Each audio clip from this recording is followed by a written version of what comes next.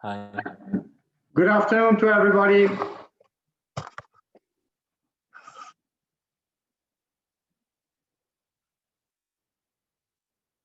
Good afternoon, Galea. Hello. Good afternoon, Police. Okay, that's fine. I tried to organize better my laptop. Now, we've seen a few, yesterday we saw a few general principles, economic notions concerning competition. As you can well understand, competition has to do with the economy, and therefore we as lawyers must try to understand the economic basis of competition theory. So that is the reason why I had to spend some time on this issue. Now we will move to see how these economic theories on competition, relevant market share, barriers to entry, and so on, are regulated, are disciplined from a legal point of view by EU law. And therefore we will move on to, let's see, I hope I can manage to get to my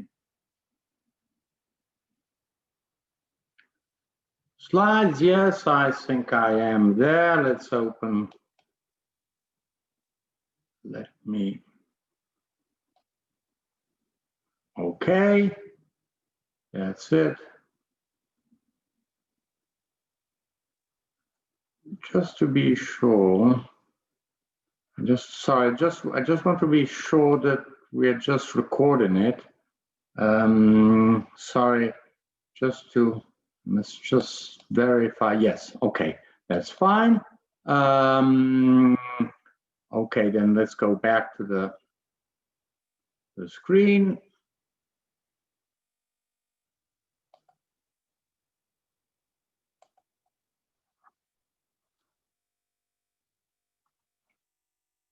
So, what do we have here? We have the fact that since the beginning, since the Rome Treaty, and competition was one of the first of the most important drivers of the development of the European community, it was first regulated in Rome Treaty, and now we find it in the Treaty on the Functioning of the European Union, the Lisbon Treaty. Remember, Lisbon Treaty is made of 3 pillars: the treaty on the functioning, and the Charter of Fundamental Rights. And we'll see, apparently the Charter, you say, well, what have fundamental rights got to do? We shall see further on that the Charter for Fundamental Rights has a certain amount of implications in certain aspects of European transport law, but this is something we shall see further on. So what are the main provisions we shall look at? And these provisions, please keep them in mind, not only for transport law, but for any field of the law, because you shall find them in whatever legal issue that has a trans-border importance. Every country has its own competition law, but when it comes to trans-border trade or trans-border services, well, obviously we have to look at the provisions of the treaty, and in particular Article 101, 102, and 106. 101, we shall see, and 102 are behaviors of the enterprises, and to see what behaviors are allowed and what are not allowed. And Article 106 and 107 concern state aid. I always repeat, competition and state aid are 2 faces of the same coin, and when we look at one side, then we must turn the coin and look at the other side. Generally, there's a balance between the 2 aspects. Nothing is entirely a full competition. Nothing is entirely state aid, except for some areas that we shall see in a moment. Then we find further interventions, typically the mergers. What happens when two companies merge? Obviously, if they are small companies, it is quite irrelevant. When they are two big companies, just think of the case of merger between Fiat Chrysler on one hand and Peugeot Citroën on the other. Now that clearly creates an issue on merger. Or just think of the merger between Peugeot and Opel. So just to, in Germany, just to point out that mergers which are very important aspect in economic activity all around the world, but also, and therefore also in the European Union, are regulated. There's a specific regulation, on mergers.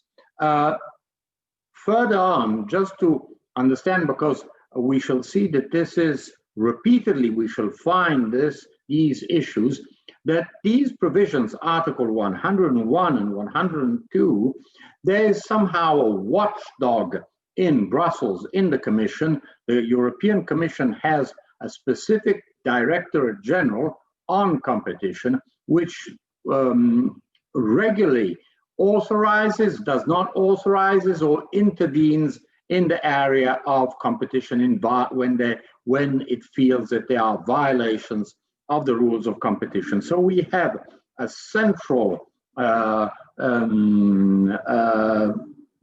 institution, the European Commission, and its Competition Directorate General, which is there to control enforcement of the principles of the European Union. Sorry, something that has happened here.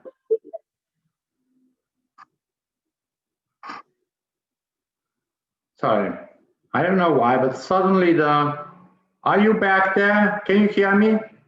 Yeah, okay, sorry.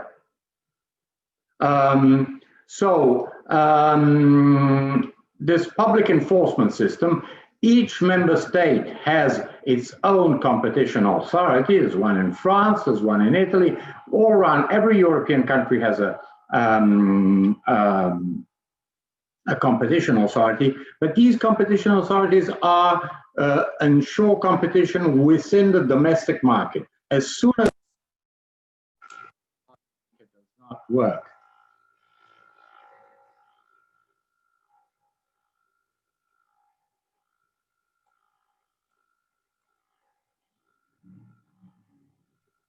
can you hear me? Can you repeat the last sentence, please? Sorry, just because something has suddenly let me speed TV out. Well, it's apparently, it seems to be working. Can you hear me? Galea, can you hear me? Police? Okay, then, sorry. When it's at the domestic level, within the national market, whether it is France, Germany, Italy, something that happens only in that geographical market, well, there's a national competition authority. When the problem is a trans-border issue, then obviously we have the intervention of the European Commission. Let's look at Article 101. Just to remind you, these two provisions, it's interesting, these two provisions, Article 101 and 102, are substantially the modernized version of Articles 1 and 2 of the 1892 Sherman Act of the US. So as I've already said, competition rules were introduced for the first time in the most free market country, which is the US. It was, and it still is the US. And those two principles, which we find in Article 1 and Article 2 of the Sherman Act, that haven't changed over 130 years haven't changed very much. We find them substantially in Articles 100, and I don't know why, but here it says that doesn't,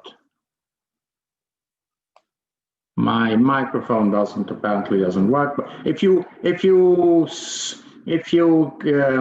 see, if you don't hear me, just send me a message, send me through chat, or just open your microphone, or just make some signs so I understand that you can't hear me.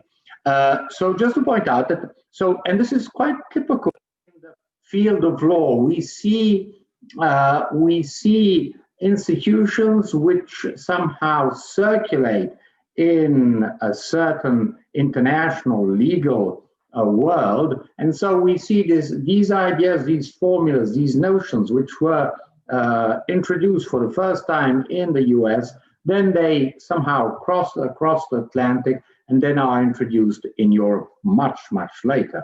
Our original provisions in the Rome Treaty are 1957, so that is well over 60 years later than the Sherman Act, the U.S. Sherman Act. So what does Article 101 tell us? The structure of this provision, which is typical of the EU provisions, is there's a general provision, in this case a prohibition, and then we find sanctions, and then we find exceptions. So just to point out that this is the structure of Article 101, and we'll see in a moment. So what does Article 101 of the Treaty on the Functioning of the European Union tell us? It tells us this, it concerns agreements between enterprises. Now, these agreements, you should consider that we lawyers, when we think of an agreement, we generally think of a contract. But agreements from the point of view of Article 101 is not only the fact that there's a contract, which is not often the case, because companies know that this is really not allowed, but it says that agreements between undertakings, and that is the first case, so there's an agreement, a formal agreement. This agreement could be written, but it could also be verbal agreement. As you know, agreements in contract law, except for those cases in which agreements must be done in a specific form, just think of selling a building or donation, some specific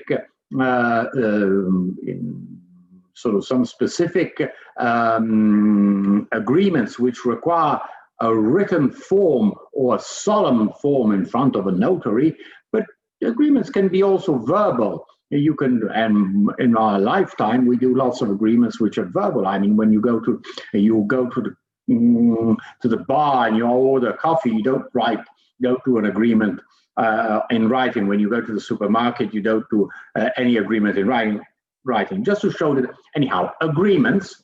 Secondly, decisions by associations of undertakings, and this is very common. You must think that undertakings generally have organized associations. They organize themselves in associations which are meant to protect, to foster the common interest. The companies may be in competition one with another, but they have some general interest. Just think of taxation. What is that? How those industries are taxed. Let's think food industries, banking industries, automobile industries, electronic industries, how they are taxed. What is the VAT? Is it 10%, 15%, 20%? And so they need to discuss with the government and say, well, we think these kinds of solutions, or just let's think of general regulation of the sector. So every industry has an association which joins these members, and often these associations take certain decisions which are binding for all the members of the association, and which might, not always, might be considered as some kind of decision which limits competition. And finally, concerted practices. Concerted practices are behaviors which are there's no agreement behind it, but the companies that maybe you just, with a wink of the eye, you say, well, listen, I'm going to lower my prices, you lower them too, or I'm going to raise my prices, you raise them too, we'll take an advantage. So there's no agreement, but just some concerted practice. Now, this could be on the prices, on the kind of contracts that are made, when somehow companies tend to imitate themselves, imitate each other, and you understand that this is not out of their free competitive thrust, but it is something that has been agreed in a very informal way. Now, when we have agreements between undertakings, decisions of associations or concerted practices, which may affect trade between member states. So we are talking of intra-community trade, relationship between member states, not only simply domestic trade, and which have as their object or effect the prevention or restriction or distortion of competition within the internal market, are prohibited. So, first element, these agreements, these decisions of the associations, these concerted practices must have as object or effect.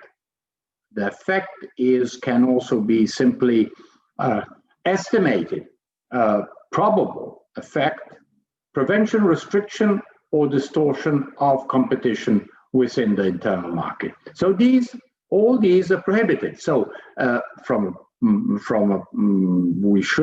you should keep in mind that not any agreement between enterprises is prohibited. There are many, the majority of agreements between enterprises. Just think of a distribution agreement. There's one company that does an agreement with another company to distribute its products. So obviously, this is quite common, and there's nothing which is forbidden in this, unless this agreement is somehow meant to restrict the market, to prevent others from entering the market. So these are prohibited. So what are the typical examples of, and there's a list here in paragraph 1 of Article 101, of examples of typical agreements, decisions, or concerted practices which have the effect of distorting or restricting the market. Directly or indirectly, fixed purchase or selling prices or any other trading conditions. Typically, just to make an example, what happened way back before liberalization before the Nouvelle Frontière decision, two airline companies who have the only two companies that are on a certain route, let's imagine from Madrid to London, Iberia and British Airways, they do a concerted, they make an agreement and say, the price is this, and they fix the prices. So if you are a passenger, whether you go to British Airways or you go to Iberia, the price is exactly the same. So there's no competition. There are no other companies that are providing that service, and therefore that is a typical anti-competitive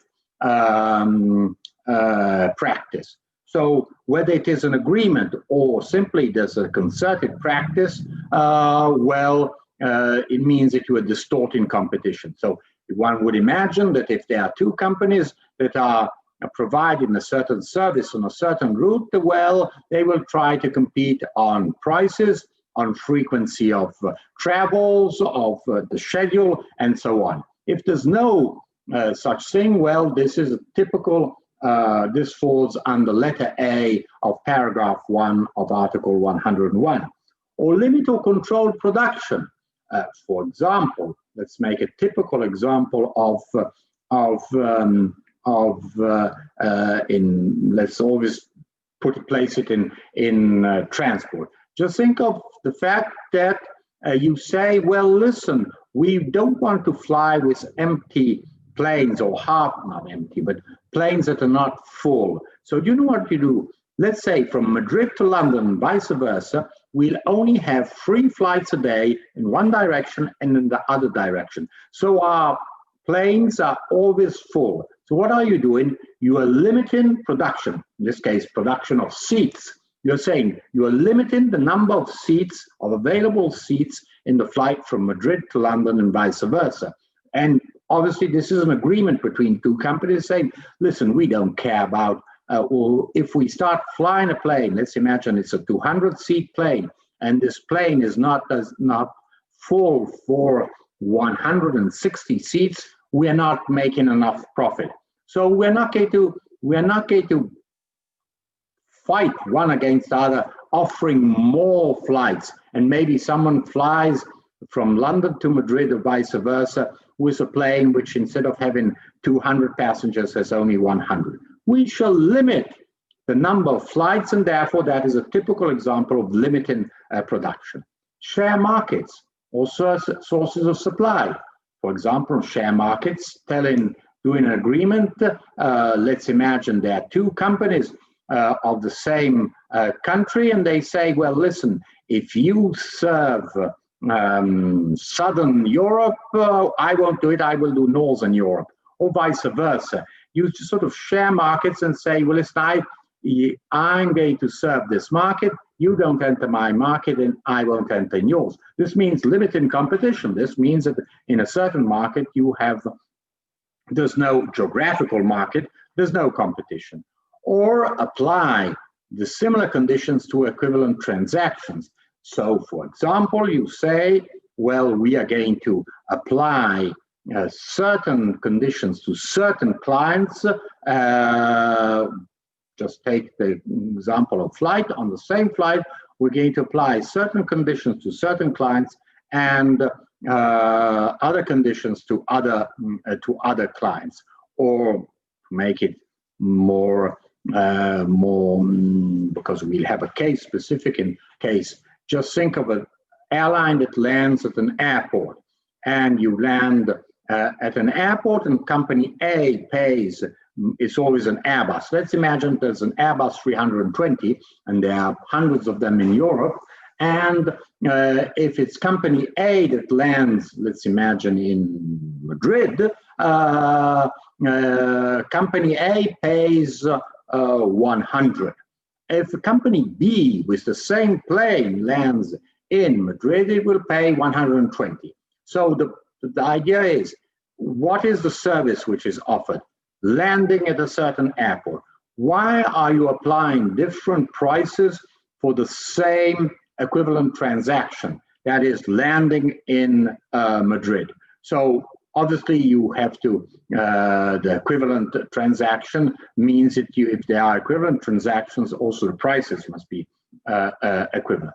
Or finally, letter E, make the conclusion of contracts subject to acceptance by other parties of supplementary obligations. You're telling them, listen, if you want to do a contract with me, you must accept also this other service. Again, we take it from air transport.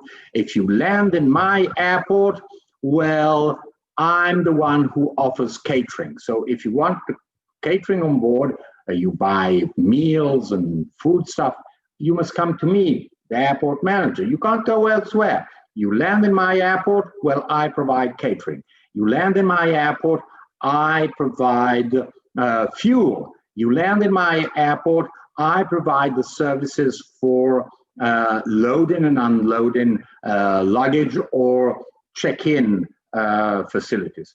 Just to point out that this is, so you have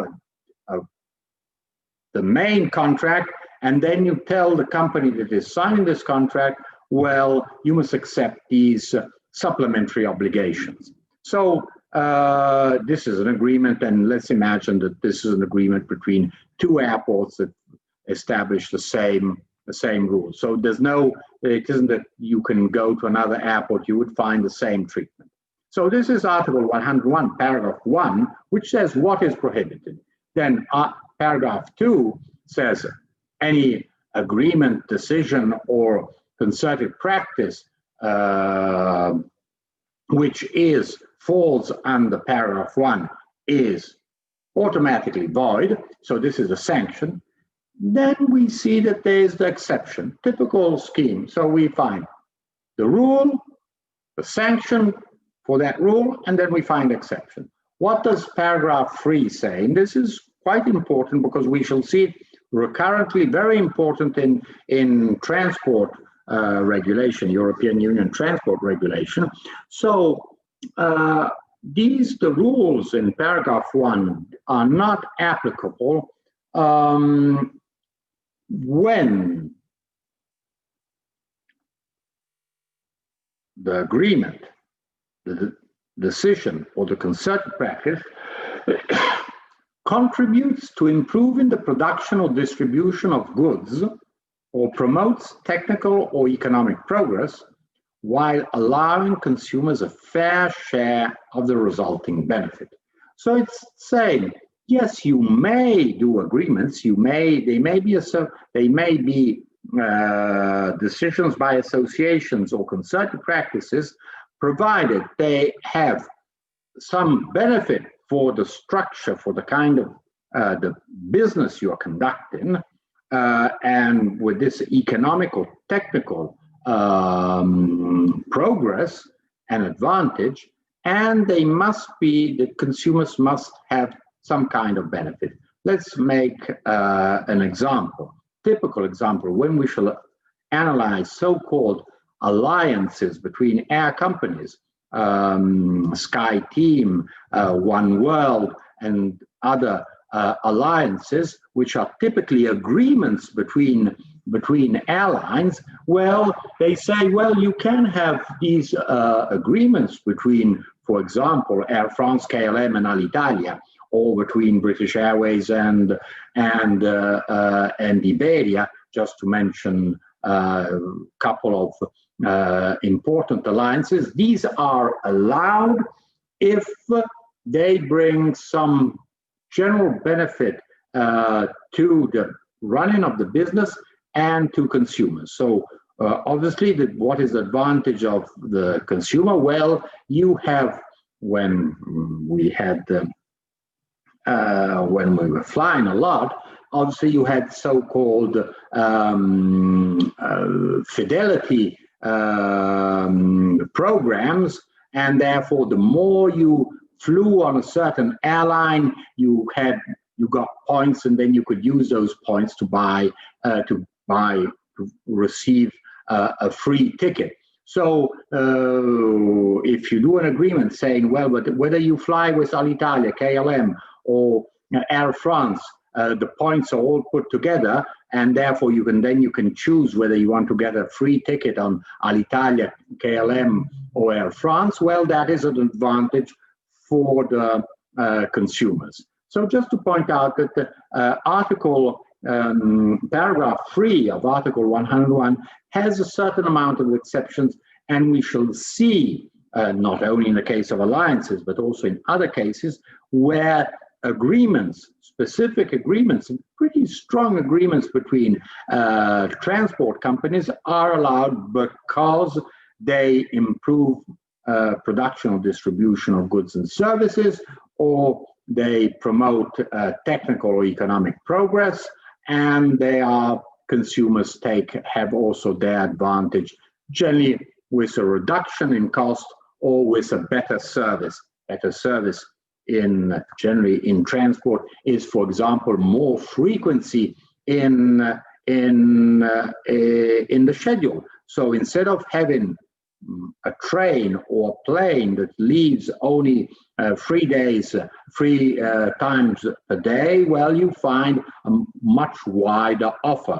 If Iberia and British Airways do an agreement for allowing their Iberia passengers to buy an Iberia ticket and then return with a British Airways plane at the same price they have paid, well, this means that somehow passengers who buy an Iberia ticket know that they have not only the possibility of flying Iberia, but also of using British Airways airlines. So you see that this is a typical advantage for passengers, because instead of having only 3 options, you have hypothetically 6 options going from one direction to another. So this is surely an advantage, a benefit for consumers. So this is Article 101. What does, we shall then see how this is, when we are looking, will be seen, or rather you'll be seeing the cases of the Court of Justice. You will see when the Article 101 has actually been applied to transport services. Article 101 requires a joint conduct. It is obviously the agreement, the decision by association, and therefore in the association, the members of the association, there's a board, and therefore there is a joint decision, or simply as concerted practice, which is you imitate your competitor, but you in order to take advantage of the market. So you need collusion between independent undertakings, and we can have also explicit collusion when there's an agreement, or tacit collusion, which concerted practices are typically a tacit collusion. You don't, there's nothing in writing, there's no meeting, you just sort of, the 2 chief executive officers have somehow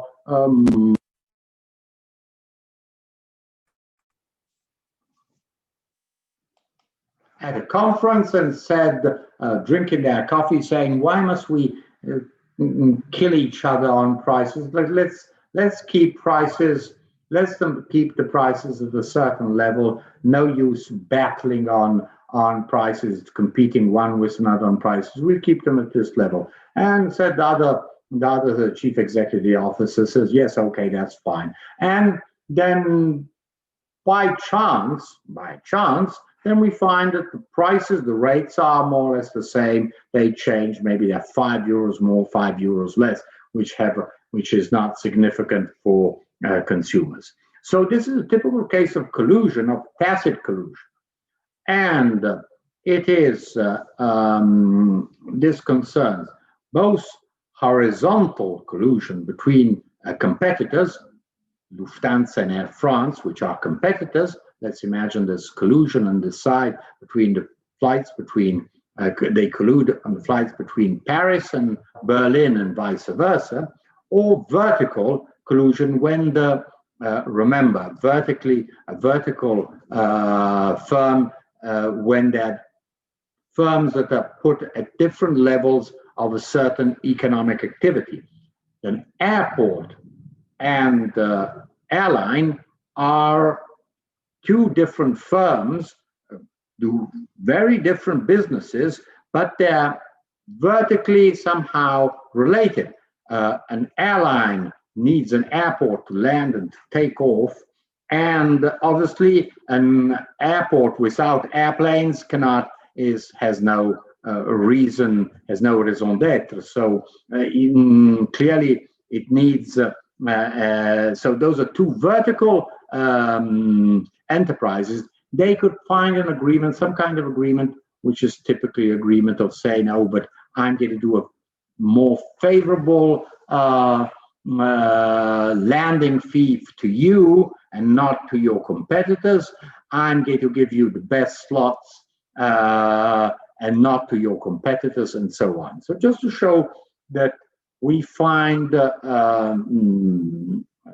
just to make a few examples of collusion in the transport sector. Now,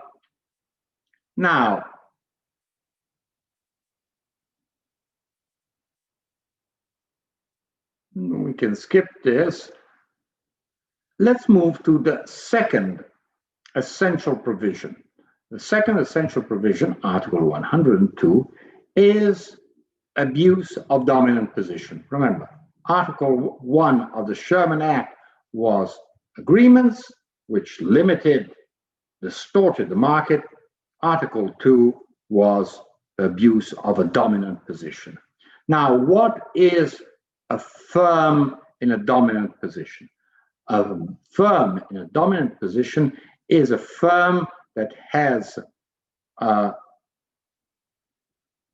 relevant share of the market, which puts it in a condition to suffer, to not suffer, or to suffer very limited, in a very limited way, competition. If I'm in a very big company and I have very small competitors, well, it's just like, you know, mosquitoes trying to disturb, or flies trying to disturb an elephant. The dominant firm is an elephant, and the competitors try to disturb it, but obviously the elephant is not distracted by the mosquitoes, the flies, or whatever these animals are. Just gets rid of them quite easily. So we have to understand, when the firm is in a dominant position, which is perfectly legitimate. You can be in a dominant position. You may be in a position in which you have a very big, important market share, but you must not abuse of it. So what happens, and this is the principle that we generally find established in all the case law of the European Court of Justice, is that firms in a dominant position have a special responsibility. Let's take an example, always in transport. Let's take Italy, because Italy has this is a field which is open to competition. Railway services, high-speed railway services. Let's imagine between Rome and Milan, there are two companies which are competing. One is Ferrovie dello Stato, rather Trenitalia, and the other one is Italo, Nuovo Trasporto Ferroviario. These two companies are somehow competing. Only one is in a dominant position. Ferrovie dello Stato, Trenitalia, through its subsidiary Trenitalia, is in a dominant position because it holds the majority of the market, and therefore, yes, Italo can somehow compete with it, but you go to the station and you find Rome-Milan, there are 20 trains a day offered by Ferrovie dello Stato, which is a dominant company, and you find 5 trains or 7 trains offered by Italo. So you realize that Trenitalia has a dominant position in that market and somehow can establish the rules. Now, it is perfectly legitimate for this company to be in a dominant position. However, it must not abuse of its dominant position. What do we mean by abuse? And here we see, as usual, we see that in paragraph 1 of Article 102, we find more or less a list of examples. Imposing unfair purchase or selling prices. The fact that as I'm very big, I can set the prices I want. I'm not so interested. Well, competitors can offer lower prices, but as for example, the competitors can only occupy part of the market because I have occupied most of the market in the sense of my trains.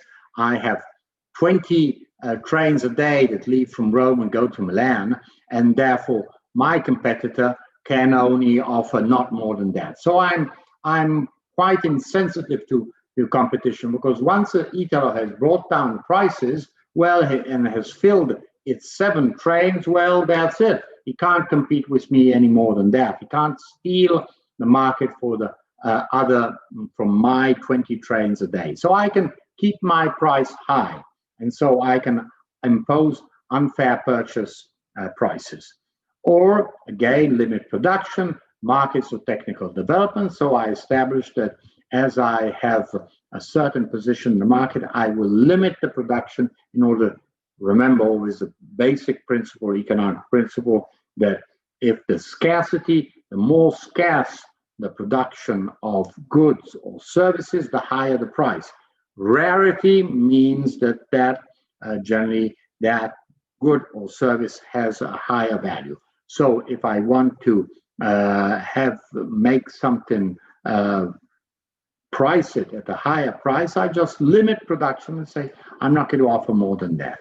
Or again, the similar conditions to equivalent transactions and supplementary obligations if someone wants to enter into a negotiation, into a transaction with me. So you see, the cases are quite similar to those, examples are quite similar to those that we saw in paragraph 1 of Article 102, only that while 101, there must be a conjoint agreement, decision, or concerted practice. There are at least two players, if not more players.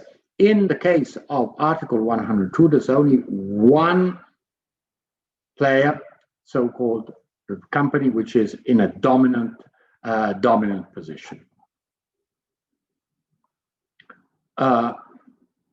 So, as you see, what I was saying, unilateral conduct. So while in the Article 101, it's a conjoint agreement, decision, practice, here in Article 102, it is unilateral conduct, and as I've already said, only the abuse of the dominant position is prohibited and not the mere holding of a dominant position.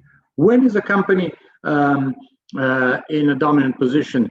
To make things clear, the European Commission says that it is presumed that a company is in a dominant position if it holds more than 40% of the market. So its market share is more than 40%. So they say, well, you are in dominant position. This is a presumption. The presumption, as we know in law, presumption is not binding evidence. You presume. Obviously, you can disprove it and say, no, I'm not in a dominant position. Typical example, I hold 40% of the market, but my competitor holds 60%. Well, I will say, sorry very much, I'm not in a dominant position. The company that holds 60% is in a dominant position. So just to point out that the European Union establishes a sort of threshold where there's a presumption. But however, we also can find companies that fall in a certain situation, although they don't have 40% of the market, they are, however, in a dominant position. Just think of a company that holds 1/3 of the market, 33% of the market, and the remaining 67% of the market is dispersed among, let's say, 20 other enterprises. So one company holds 33%, and the other companies hold 2-3% of the market. So they're very, very small. They're 10 times smaller than this other firm. Reasoning is that company, although it does not reach 40%, it is in a dominant position because it is very, very big as compared to its competitors, who are much, much, much smaller, hold only 2-3% of the market. Just to show you that what we mean by dominant from a very practical point of view, what we mean by dominant position. What are these abuses? Obviously, these abuses are meant to distort competition, to limit and distort competition. And here we have two cases, exclusionary and exploitative abuses. So, exclusionary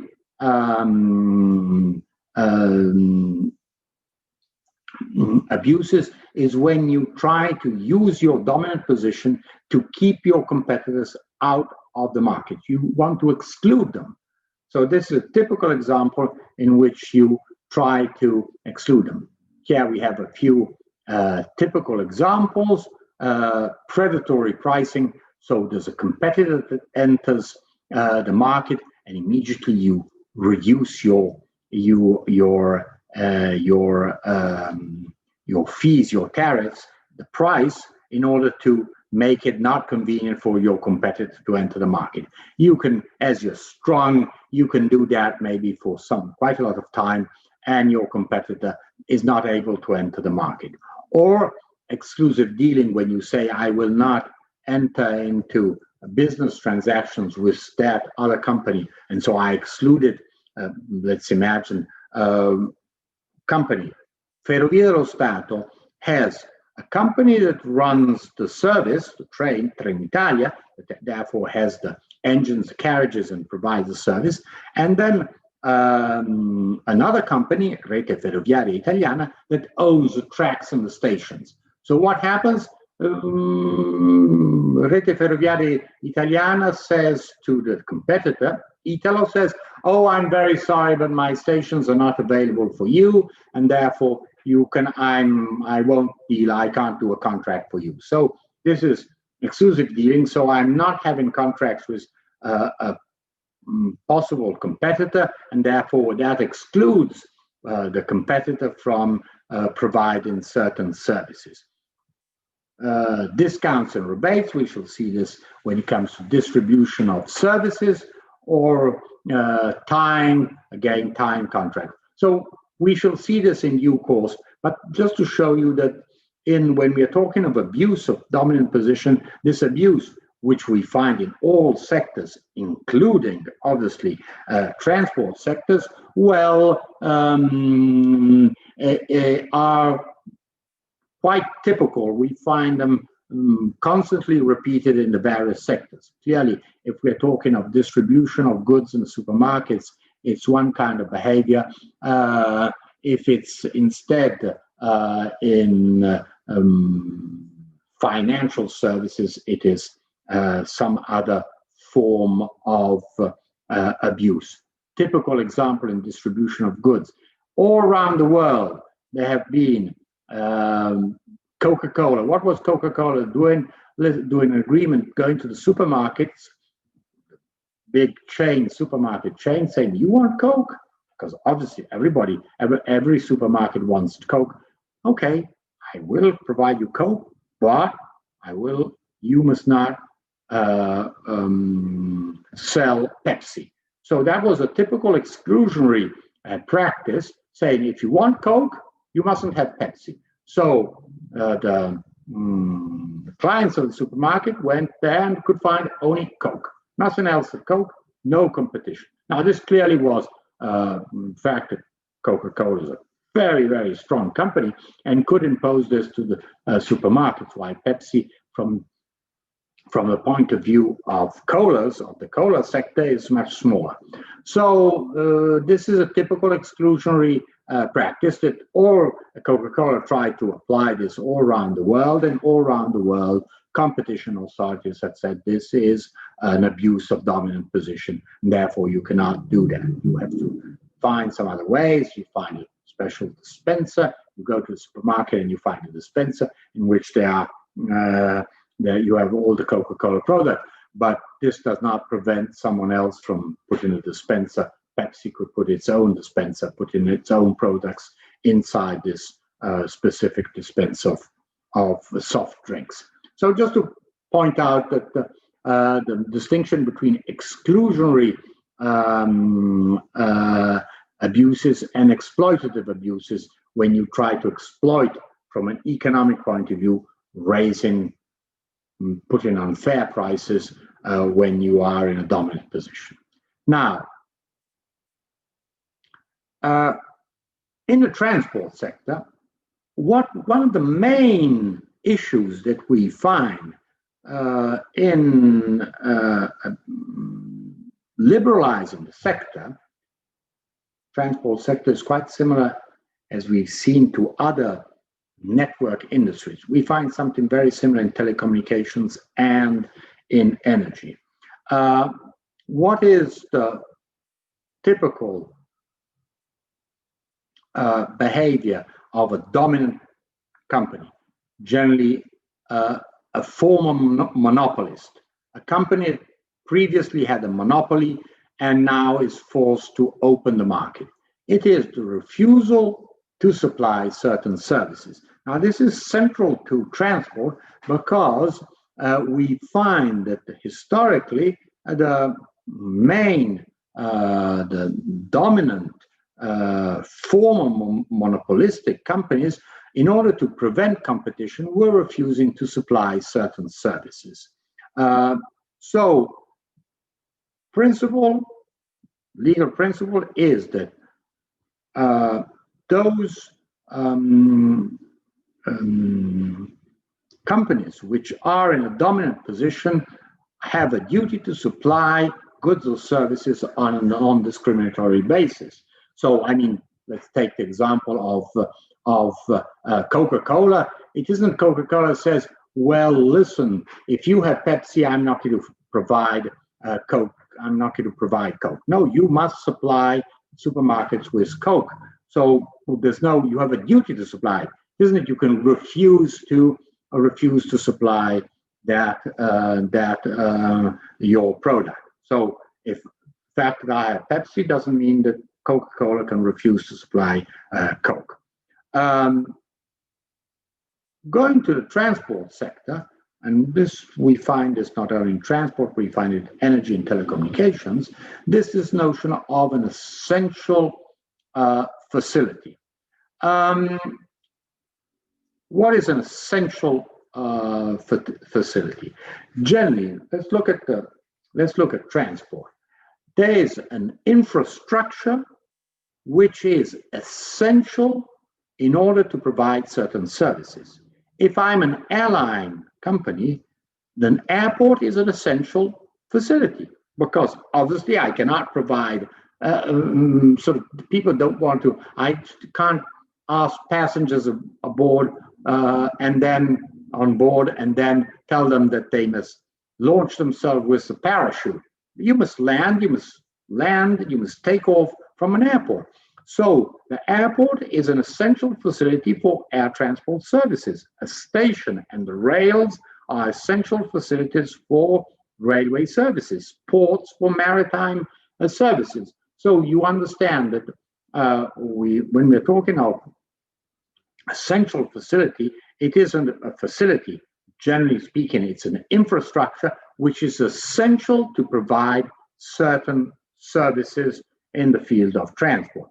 We should also always remember that all transport services need some kind of infrastructure, whether it is an airport, a station, and tracks, the port, the motorway. You need roads and motorways. You need an infrastructure to provide those kinds of transport services. So you cannot have, if you are in a dominant position, you are the controller of a central facility, you have a duty to provide access to this facility. So an airport, you have a duty to provide access to any airline that asks to have access to that airport. If you are a company that owns the tracks in the stations, you must open them up to anybody who wants to provide railway services, and port, anybody who wants to provide maritime services must have access to the port. So just to point out that this notion of essential facility, we shall find it repeatedly in the field of transport, because it is in order to liberalize certain transport services, whether we are talking of maritime services, of railway services, of air transport services, we must somehow ensure that these essential facilities are open to anybody who needs them to provide certain services. We've seen when we're talking about unbundling. So by now it is clear to the economists and also to us lawyers that managing an infrastructure is something different from providing services on that infrastructure. Owning a port does not mean that you are necessarily you're going to provide the services of docking, of mooring, of unloading, of warehouses on the port. The fact that you own, you're the control of an airport does not mean that you have to, you necessarily are managing an airline company. So we've seen that it is very clear to economists and to us that in the transport sector, the owner of the central facility owns the central facility, but can only provide certain very limited amount of services related to that infrastructure, and the rest is open to competition. Article 106. So we've seen Article 101 and 102, which are concern competition, restrictive agreements which are meant agreements, decisions, and concerted practices which have as object or effect that of distorting competition, and Article 102, abuse of dominant position. And then we shall see now we're seeing Article 106 and 107. Why is Article 106 so important in in transport?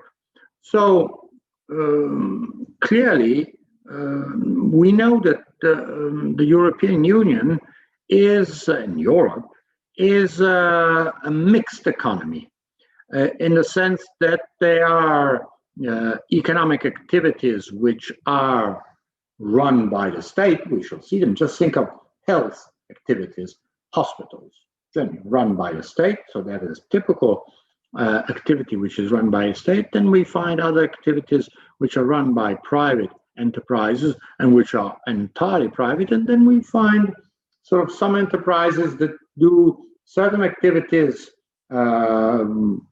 purely from a private perspective, and other services that are provided in the public interest. And we shall see them in a moment. So the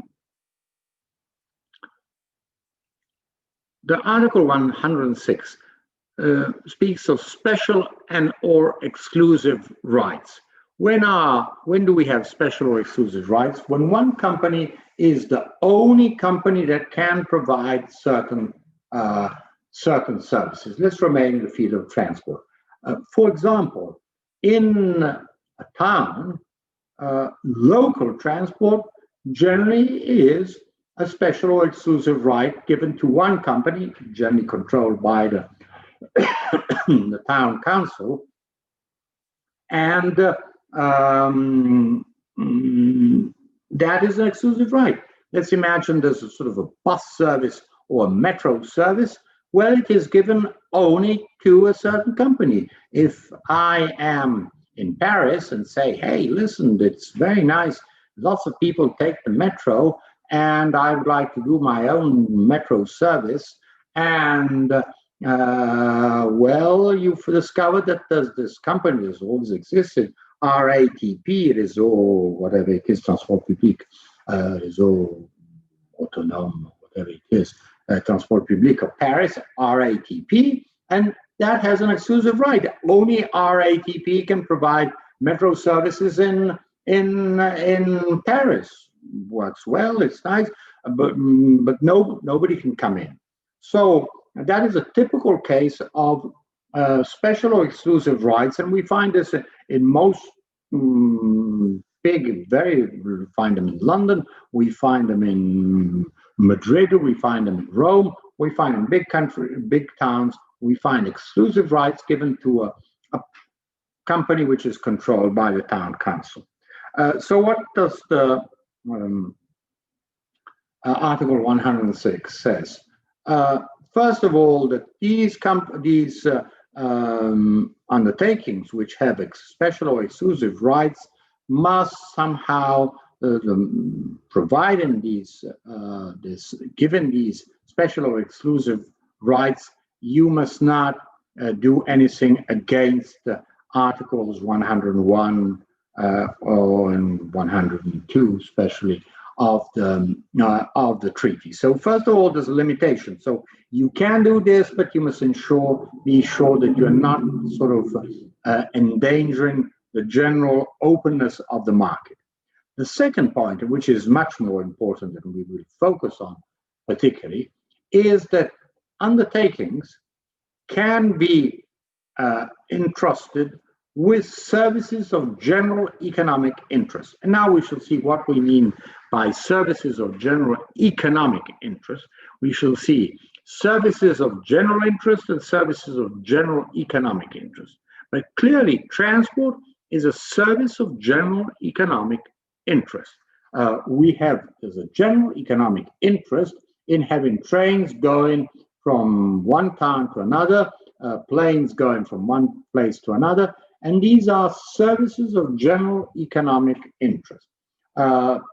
Sometimes these companies are operating entirely on a private, in their own interest, but sometimes instead they are there to satisfy more broader interests. Typical examples: flights from Paris to Corsica. That is a service of general economic interest. The only way for people in Corsica to reach the mainland, the capital, and vice versa, well, is that those who fly from Paris to the various airports in Corsica and vice versa are entrusted with an operation of a service of general economic interest. And we find something similar also when you go to in Italy to Sardinia, not so much to Sicily, but to Sardinia, or to certain islands, Lampedusa, Pantelleria, which are very distant from the mainland and not easy to reach. So we find services, in this case transport services, of general economic interest. Economic because they are not free. We find services of general interest, typically education, health services, which are of general interest, but they're not of economic interest. You generally in Europe, school is free. University in most countries is free or nearly free, but anyhow, one pays very, very little. Or even when it comes to health service, well, health service is provided to everybody on a free basis. So these are services of general interest. Services of general economic interest, there's a general interest, but you have to pay a certain price. You are flying from Paris to Corsica, you are a resident there, well, you would have a lower fare than if it were managed, if you were simply traveling on the basis of a purely economic business plan and what is the reasonable cost, the profitable cost for a price of that service. So just to point out, and we shall see now this more in detail, the principles behind the service of general economic interest. There's a whole lot of slides on the issue of service of general economic interest, because we find that in transport, we find many sectors that are entirely profitable and other sectors which are not profitable and therefore need injection of money inside. Just think of commuter services or night transport in big towns, trains, metros or buses that go during the night with very few passengers, and obviously would not be profitable, but you are ensuring a public service. We shall see this in a moment. Article 107, so 106 concerns services of general economic interest, and we've seen that transport, many transport services are of general economic interest. Article 107 is instead concerns state aid. What do we mean by state aid? Is any kind of aid, direct or indirect, we should see the examples, which somehow favors one undertaking against the others. So the element is, if you look at paragraph 1, any aid which distorts or threatens to distort competition. So clearly, if there is an aid to all companies, think of now, there's this very serious crisis of transport, lockdown, impossibility to travel, limitations, and so on. States have put in enormous amount of money in the airlines to keep them up, whether it is Lufthansa, Air France, they're put in lots of money. If this, and the state is put in, if this is given only to Lufthansa and Air France, well, this has effects of distorting competition. So immediately, let's take the example, Ryanair says, hey, but you're putting millions and millions and millions into Air France or Lufthansa, and therefore you are enabling these companies to remain solvent and not to go bankrupt. What about me? This has an effect of distorting competition because state aid goes only to certain companies and not to other companies. So this is a typical example of distortion of competition because there's discrimination.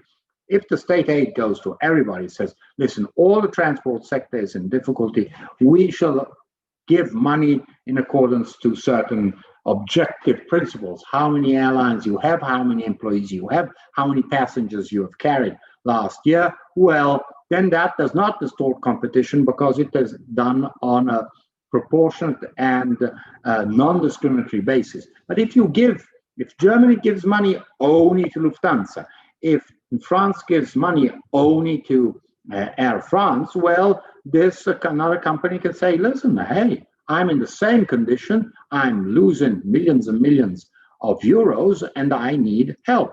So state aid, which distorts or threatens to distort competition, is incompatible. However, paragraph 2 of Article 107 establishes which are some cases in which state aid is automatically possible. So there's the rule, paragraph 1, the general exception, paragraph 2. Paragraph 2 says in which cases state aid is compatible. Social character granted to individual consumers. Typically, just think of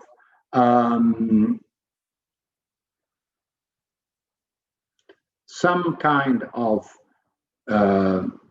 discount that is given to all consumers to buy a hybrid or electric car. So you decide you're going to get rid of your previous car, which goes on petrol or diesel.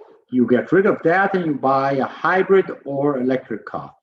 And you receive a bonus of 2,000, 3,000 euros.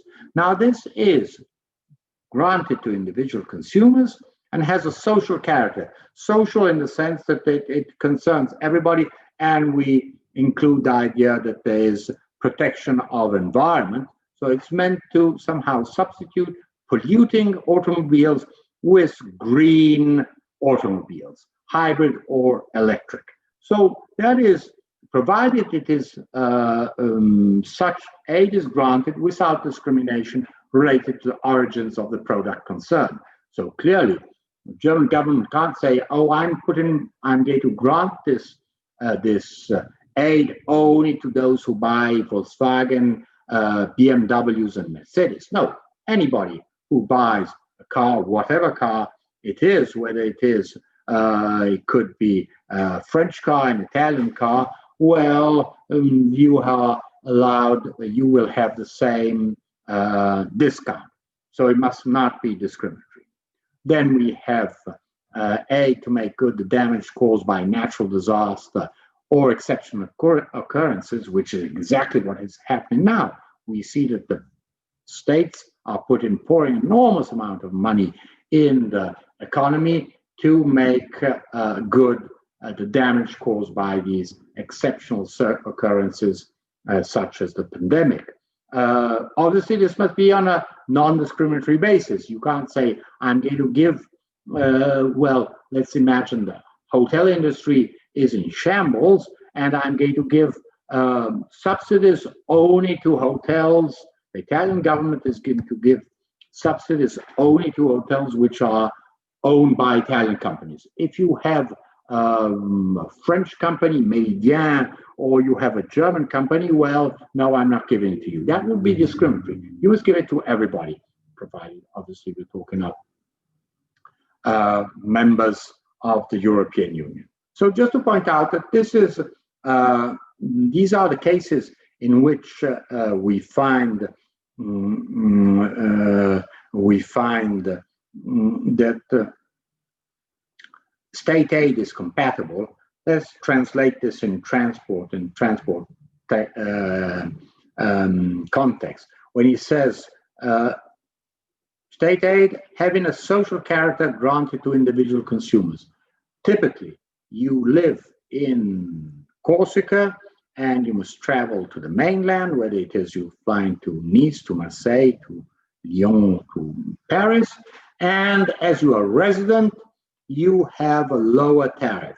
If I go to Corsica, if I'm a French citizen, and I'm going to Corsica for tourism, well, I pay the full fare. If I'm a resident in Corsica, well, this aid, I will have a reduced fare, and this is of a social character, because people who live in an island must not be and can only travel to the mainland by plane. Yes, they could take a ferry, but just think of taking a ferry going to Nice or Marseille and then taking the train up to Paris. Obviously, it would take them a whole day to get where to their destination. They take the plane, in 1 hour they're there. So clearly they don't have a choice. They don't have really a choice in taking or not taking the plane. So they will receive social aid, an aid of a social character, which is a rebate on the price of the ticket they pay. Obviously, only residents, not tourists, not people who are traveling just for business or for leisure.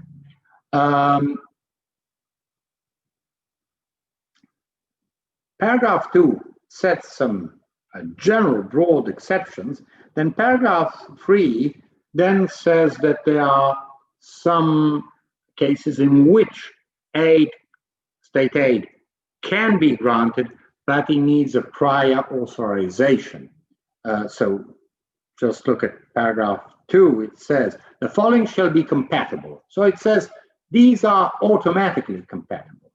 Paragraph 3 says the following may be considered to be compatible, and therefore it requires an authorization. Aid to promote the economic development of areas, development of certain economic activities, execution of an important project of common European interest, and promote culture and heritage conservation. Now, what we are interested mostly is, well, A, B, and C for the transport. Not that D is less important. Obviously, promote culture and heritage conservation. Typically, when we have state aid to museums, to music institutions, to theaters, and so on, we'll set that to cultural institutions. Set that aside. Very important, but not interesting for this. Not relevant for our course. A, B, C instead are significant, we find them constantly applied in various sectors. Economic development of certain areas. So what happens? The state says, listen, that this island, this region which is underdeveloped, I will put money inside it and I will favor the construction of a new airport. So that is state aid. And clearly this new airport might take away passengers from another airport, and therefore it might alter competition, but it is meant to develop for the economic development of a certain area where the standard of living is abnormally low, where there's serious underemployment. So just to point out that this is a typical example when you have to build infrastructures and you pour in an enormous amount of money, of public money, to create infrastructures. Or, and we'll pass to letter C, development of certain economic activities in certain or of certain economic areas. So that is more or less the same. So we think that certain economic activities, just think of in the field of transport, small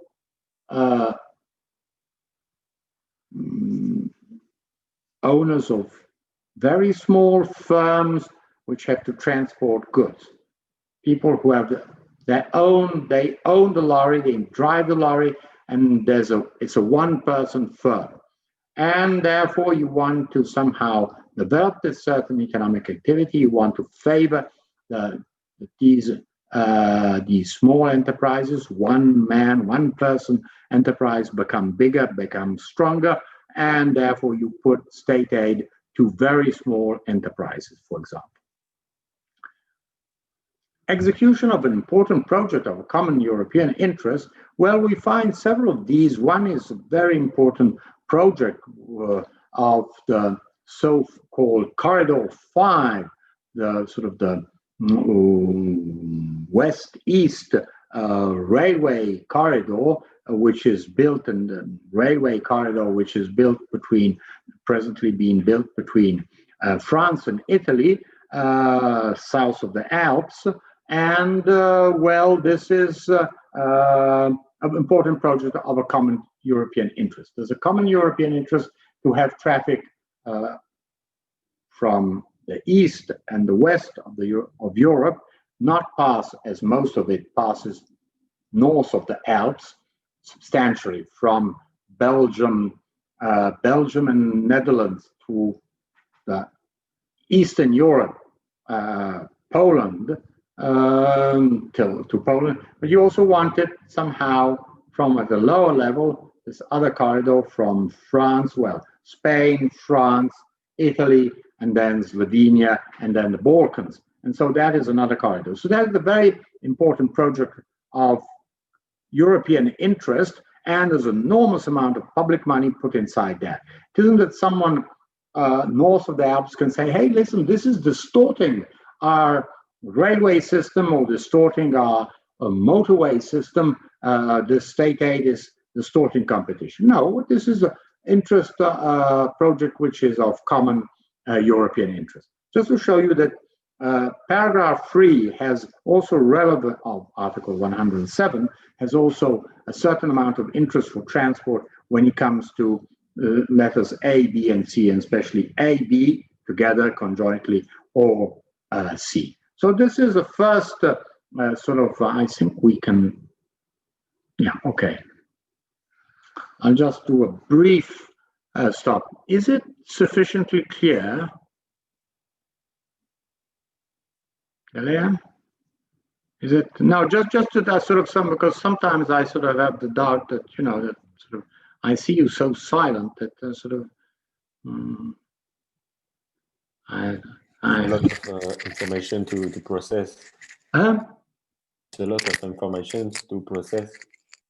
Yes. Well, as I've mentioned, I'll be sending you over the weekend. I'll be sending you the slides so you have them. And as I've mentioned, the slides are simply a very short summary of what is in the book. The book, the same things are put in a more discursive way, but notions are you find them all in the book. So just to point out that I'm trying to present in a rather discursive way what the content of the book is. But we'll see that as soon as we've seen these, today we're going to finish this introduction, then from next week we shall move on to more specific aspects. Really, we shall move into, start with looking at air transport and how air transport regulation works. Now we have to necessarily, like in all, whether you're studying private law or public law, you always have to start from the beginning. You know, what are the main rules in the Constitution? What are the main rules of private law? Who are the subjects of private law relations? What are the kind of typical forms in which private law relations are created, and what are the remedies? So just to point out that this is inevitable. As lawyers, we always we need an introduction to set out some general principles. And as these notions, articles 90 to 100 of the Treaty on the Function of European Union, Article 101, 102, 106, and 107 will be constantly used during our class. We have to try to analyze them at the beginning, so then you know more or less what we are talking about. Otherwise, if we're talking about competition, state aid, or sort of social function of transport services, well, this is not, could seem something which is not clear to you, especially you don't manage to anchor it to a specific provision. We're trying to analyze and see the provisions. So just remind you, articles 90 to 100 we've seen, which are Title 6 of the Treaty on the Function of European Union. Transport services, Article 101, 102, 106, 107. So it's not from the general principles are in a limited amount of provisions.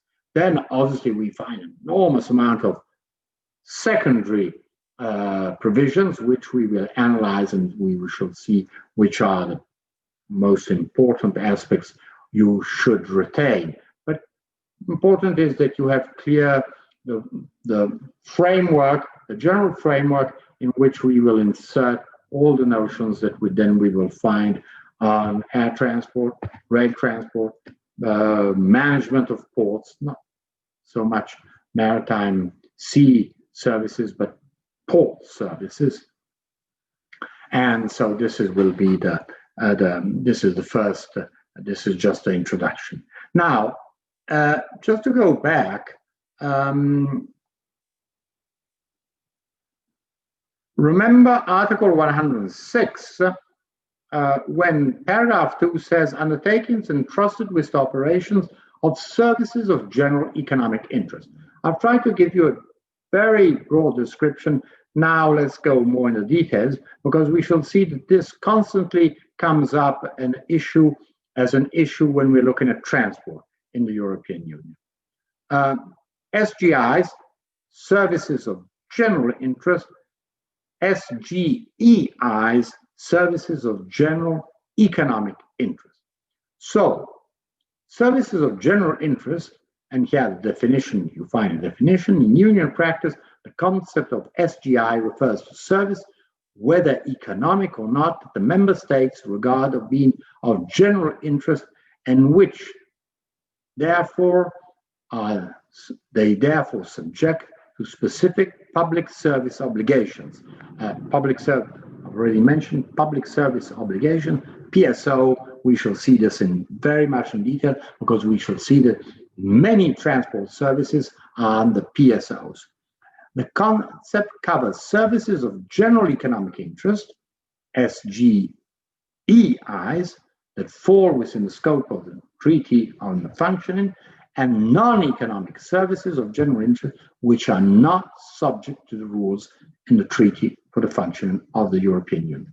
as I've mentioned, typical services of general interest. Well, clearly, the armed forces, that is, of country needs an army, a navy, an air force. But that is a general interest. It costs a lot, but we're not going to say, hey, listen, why do you have an army? Hey, listen, I can provide on a much more on a competitive basis. I can offer you defense services on a much lower price. Why should you spend trillions of your state balance on this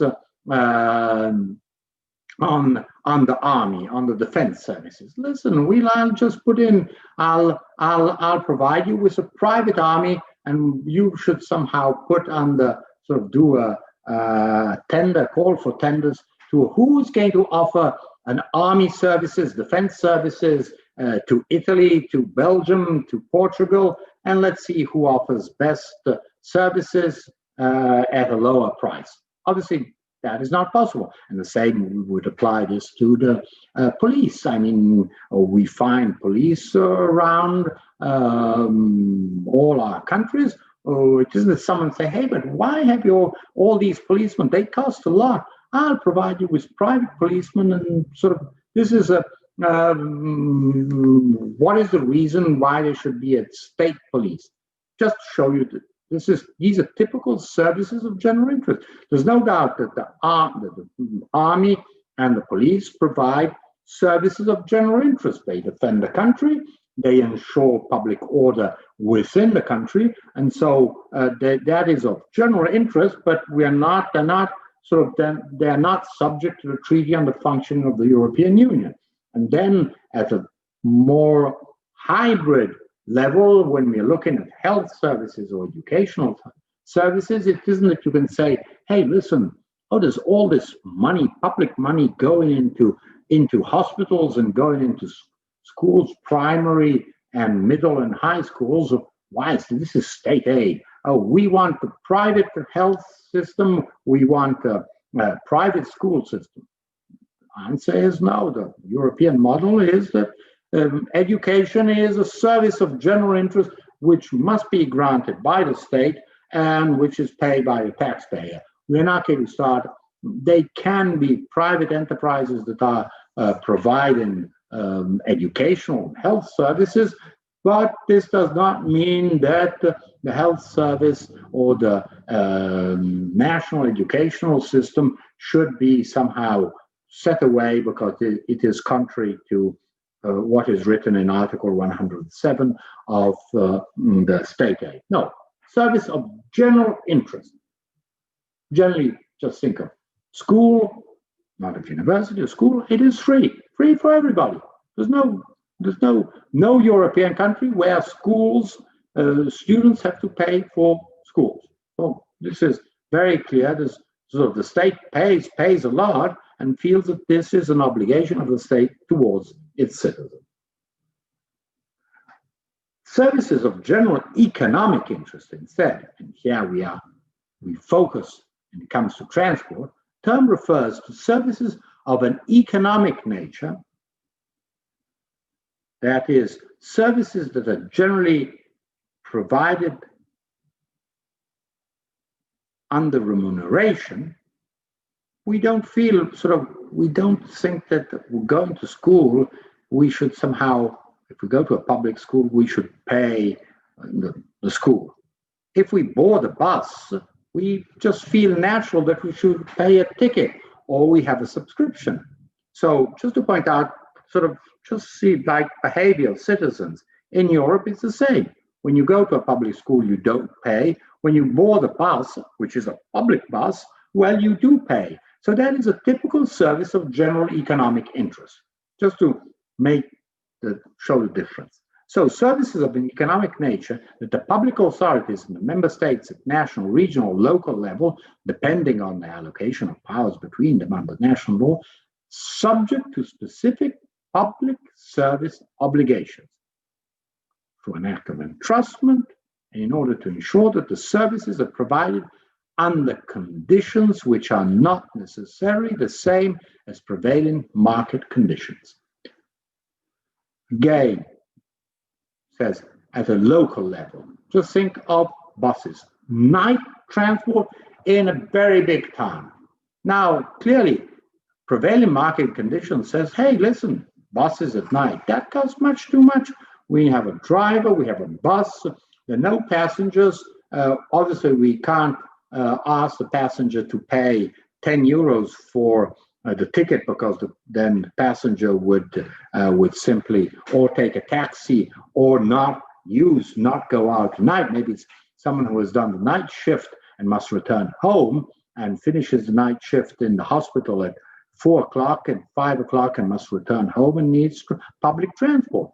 So just to point out that these services of general economic interest, they have an economic nature. So we think that typically they are on the market, that you can buy them, you can provide them and buy them for remuneration, but they are under public service obligations. These public service obligations are, as I already mentioned, continuity, the fact that they must be provided all year round. They have certain quality standards that must be followed. They have some characteristics. Just think of the frequency in which buses must be run at night, and so on. So just to show that when we talk of services of general economic interest, we find a service which is offered typically behind with remuneration, but under certain specific obligations. So you can't do whatever you want, saying, hey, but buses at night, they cost us much too much, let's cut them off, no buses at night. No, you have a public service obligation, you must provide night transport in this big town. So just to point out that, and so we find that and we are interested in services of general economic interest because we shall find that many transport services, not all, but many transport services are considered services of general economic interest, which are subject to public service obligations, which means also the fact that then they are subject to a certain possibility of receiving money from the state. If you have public service obligations, you provide these obligations, and the state pays you back. So this is considered as authorized state aid. Then, as I've mentioned, public service, those services whose delivery is generally considered to be in the public interest and may be regulated and financed by the state. Yeah, we have whole lot of public services. Health and education are typically public services, and public service obligation, PSOs, refer to the specific requirements the public authority may impose on the provider of the service in order to ensure that certain public interest goals are met.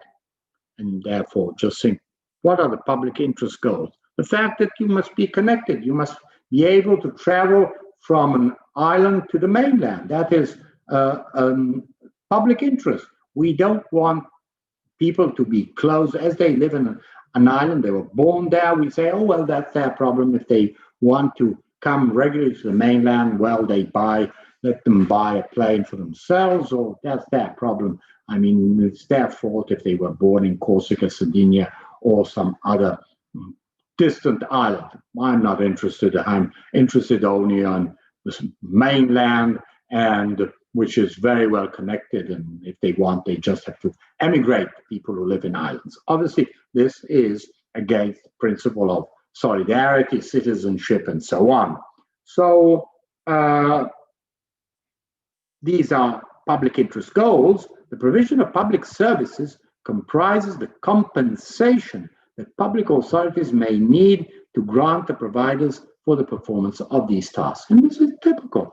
We find that all those transport companies that provide public service obligations receive compensation. The bus company, which provides night service and says, I'm losing it for every bus that goes around and leaves in sort of from 2 o'clock in the morning from midnight to 5 o'clock in the morning, for every bus that goes around the town from midnight to 5 o'clock in the morning, I lose 1,000 euros per day, because I have to pay the driver, I have to use using petrol, fuel, and and obviously the bus gets is used and loses value and has to be maintained and repaired. So I'm losing an enormous amount of money. Okay, the state says, or the local authority says, well, I will repay this, and this is the compensation that I will repay you in order to provide this public service. You're obliged to do this, and it's an obligation. If we just think of it as lawyers, an obligation gives us the idea that there's someone who is obliged to do that, and on the other side, there's someone who has to pay for that service which is rendered. So this is the public service obligation. And then universal service, which is connected, and I've already mentioned, is the obligation on the supply of goods and services to provide them at an affordable cost and guaranteed quality to all who require them. And so universal service, as I've mentioned, the first example is postal service in the UK, but then we see that universal service is, for example, buses. Well, yeah, we're not, especially if the bus is coming from sort of peripheral zones, from the suburbs, should I make them pay more because it's distant? They come from a very far away. Hey, no, they live out in the suburbs because probably they are not rich. They don't have enough money. They don't take their own car to reach the center of the town to go to work. And so I'm going to provide buses everywhere, especially for the suburbs, to bring people from the suburbs to the center of the town to their working place and to take them back. And that is my universal service. It must be an affordable cost and guaranteed quality. In this case, obviously, we're looking at the means of transport, the conditions, the schedule of the transport, and so on. So just to point out that the universal service, and we find this regularly in transport. We find it in local transport. We find it in regional transport, typically when it comes to commuters that have to come from the from the region and must go to the main working places of a big town. Just let's think of Paris, and this must be guaranteed to everybody. So it is not. You cannot start discriminating and say, oh, but if you're a commuter, you're going to travel in a certain way. Instead, if you pay a lot of money, you're going to travel in a different way. Universal services is non-discriminatory and establishes an affordable cost. And therefore, the affordable cost is not necessarily the cost which would result from a strictly economic reasoning, saying, hey, listen, I should ask them for this one-way fare, I should ask them €5. No, it becomes €5 per day. Well, one way, another day, €10. If you put it on a worker, well, this means €200 per month. And that is on sort of someone who earns, let's say, €1,500. Well, that is very big sum. So I must give an affordable cost. It must be affordable. There's a cost, but it is affordable. Who's going to pay the difference? Obviously, the state, local authority, regional authority is going to pay that specific cost. I think we can stop here on the presentation of the sort of the general principles of EU law and competitions, services of general economic interest, and state aid. And next week we can start looking at. We shall move into the specific aspects of the various means of transport, starting with air transport. Are there any questions? No. Is that okay? Then, as usual, if you have any doubts, just you can write to me, and I hope during the weekend I'll put together the slides and send them to you, so you have the slides. And then afterwards, once I've downloaded all the recordings, then I'll tell you what the YouTube channel is, in which you can, if you really don't know what to do at night, if you have insomnia, so you can look at the lessons. I hope you have more interesting and more relaxing activities than looking at sort of recordings of lessons. But anyhow, I'll be sending you the slides, and enjoy your weekend. Thank you very much, Professor. Thank you. Goodbye. Bye. Let's see.